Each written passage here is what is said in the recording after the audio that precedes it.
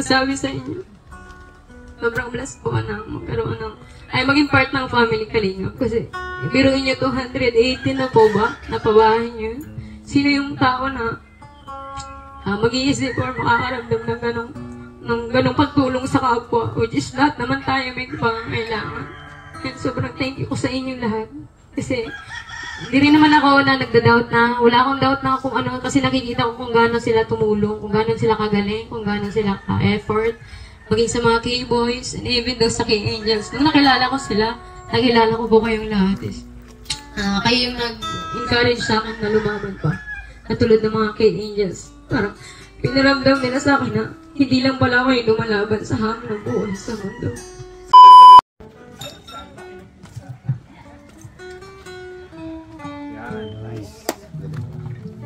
So, ano po, magandang hapon po sa inyong lahat. And syempre, sobrang salamat po. Salamat po para sa inyo. Hindi ko maipaliwanag yung nararamdaman ko ngayon. Sobrang saya ko po. Kasi, yun, natupad na yung mga prayers namin. And, yung mga bagay na di ko akalain na mangyayari is nangyari. Na dati lang is prayer lang po namin buong pamilya. Syempre, gusto ko pong mag-thank you, unang-una kay Lord. Kaya gusto ko po siyang awitan this time. Awit na papuri para sa Kanya kasi alam ko siya yung center ng mga bagay na ito na nangyari. Kahit may mga taong ginamit siya na instrument para makatulong sa ibang tao. Pero alam naman natin na si Lord, siya yung greatest way. Siya yung great one. Naglalagay ng mabuting puso sa mga tao para makatulong sa kapwa.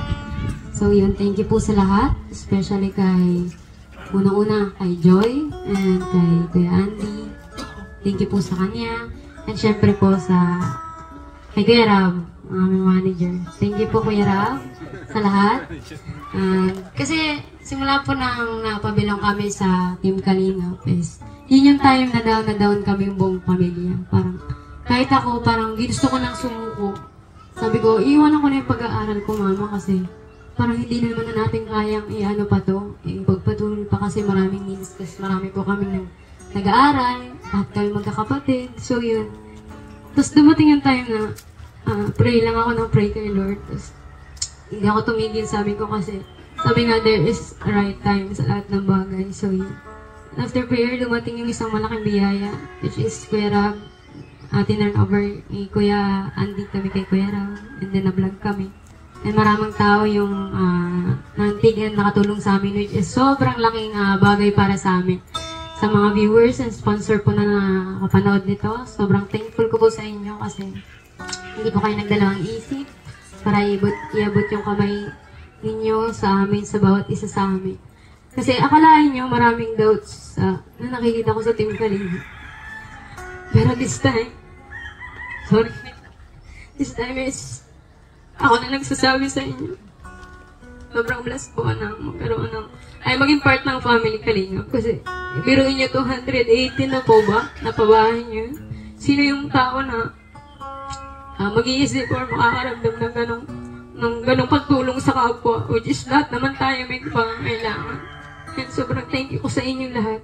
Kasi, hindi rin naman ako na nagda-doubt na, wala akong doubt na kung ano, kasi nakikita ko kung gaano sila tumulong, kung gaano sila kagaling, kung gaano sila ka-effort, maging sa mga K-boys, and even though sa K-angels. Nung nakilala ko sila, nakilala ko po kayong lahat. Kayo yung nag-encourage sa akin na lumaban pa. Katulad ng mga K-angels. Parang, pinaramdam nila sa akin na, hindi lang pala ako yung lumalaban sa hamon ng buhay sa mundo. Sila din pala.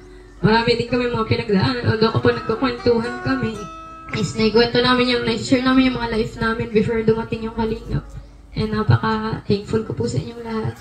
And hanggang ngayon is ito na po, tapos na po yung buhay namin. And ito na po yung ribbon cutting na pinapangarap ko para sa pamilya ko. And thank you din kay Kuya Rab kasi nag-offer siya ng scholarship para sa akin. At hindi ko po sasayangin yung mga opportunities na ibibigay niya sa akin. Gagawin ko po yung lahat ng mga kaya ko para sa akin at sa buong pamilya ko. And which is gusto ko din tumulong katulad sa inyo. Kayo yung isa kayo sa mga inspiration ko, naging encouragement kayo sa buhay ko. Sobrang thank you po sa lahat. Thank you po kay Kuya Bal, kay Ate Edna, thank you po. Thank you po sa mga kay Angels na pinapalakas din yung loob ko. Sa lahat po sa inyo, thank you sa lahat. And Kay Ate Jack din, siya yung nagbibigay din siya mga messages and mga parang inspiring words para encourage yung mga kabataan. Sobrang thank you po. And nakakawitan ko po siyempre yung Panginoon ng awit na nagsasabing, Jesus, salamat. Kasi ito na yun eh. Gusto ko mag-thank you kay Lord. Kasi Lord, ikaw po yung pinaka-center nito. Lahat ng bagay na ginagawa ko is para sa iyo po.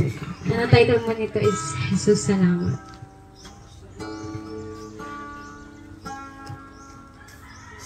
Jesus, salamat. O Diyos, salamat. Nananatili kang tapat, ibinigay mo ang lahat, kulang ang buhay ko.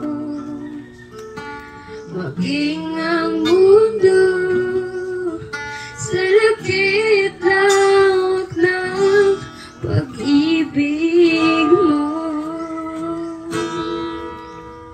Jesus, salamat. O Diyos, salamat. Nananatili kang tapat, ibinigay mo ang lahat, kulang ang buhay ko. Maging ang mundo sa lakit lawak ng pag-ibig mo. Dakila ka, dakila ka, dakila ang pag-ibig mo. Dakila ka, dakila ka, dakila ang pag-ibig mo. Gusto pa nga po isang salamat. Jesus, salamat.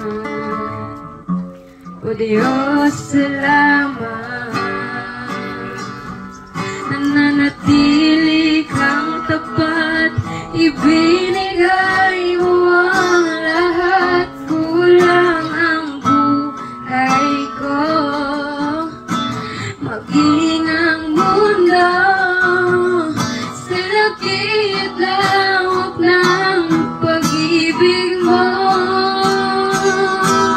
Dakila ka, dakila ka, dakila ang pag-ibig mo.